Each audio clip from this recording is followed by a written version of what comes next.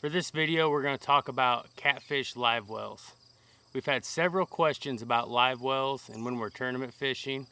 So we're going to give you a look at this one I built and talk about it a little bit. This is just a toolbox from Tractor Supply. It'll fit about 60 gallons of water. For the tournament fishing we do here in Indiana, 60 gallons of water is plenty most of the time. If you were going to go somewhere where you think you're going to catch 100+ pounds of fish all the time, you definitely want to go bigger. I would recommend going as big as your boat can safely hold. This box fits in my boat perfect, so that's why I picked this one. And quite honestly, we don't catch 100 pounds of fish, so this will work fine for me. But we'll get in here and we'll look at this and I'll show you how it's plumbed. This live well is actually a 3-pump system. There's 2 pumps down here. I put this plate over this just to keep the fish from beating on it and protect them a little bit. But 1 pump is just recirculation. I drilled a hole here, put this around it just to pad a little bit to keep from cutting this tube, and then I just ran it to right here, and all it does is recirculate and it blows on top of the water. The other pump, as you can see, comes right up here to here, and this is the out. So we've got a recirculation pump here and an out pump. The 3rd pump is on the outside of the live well, and what I did here is I connected my tube to the inlet going into the live well, and then our power cables, we run it right with it. And you can set this up however it'll fit in your boat. My battery is in the back left hand corner of my boat, so this worked putting it back here. But you want to make sure that you make this long enough to where you can drop this pump down in the water. You want to get it a little bit down off that surface. You get a little bit cooler water that way. And I mounted just a little metal bracket here, and what I do with that is if we're out on the river, I may need to put 16 ounces of weight on here, maybe even more, just to keep it down when we're sitting still, because the current will try to pick it off. And in a lake, you might not need as much. I usually don't change it too often. I throw something on it, and that's just where I leave it. But this is how you want to set this up. Just make sure you get enough to get it down in the water. For the outlet, the water you want to pump out of the live well, it's right next to the inlet.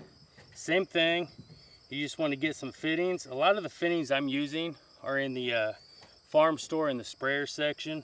One side of them will have the rubber grommets, so they work perfect. They tighten down real good. And you just want to get enough hose where you can throw it over the edge of your boat. This one I just throw right next to the motor over the back, and this right here is plenty long enough to get the water out. Now it's kind of hard to see because I've got everything coated and sealed already, but just like everything, you need a positive and a negative. So you just run your positive from your cables going to your pump into your box, and you run it to your first switch. And then what I did is I just ran that off of the same wire, hooked it into the other one, and then you just jump it over to the other one. So you've got power to all these, but you've got the switches to turn them on and off. And then as you can see in this bundle here, it just goes right down to each pump. Now for all these pumps, we just put in different switches.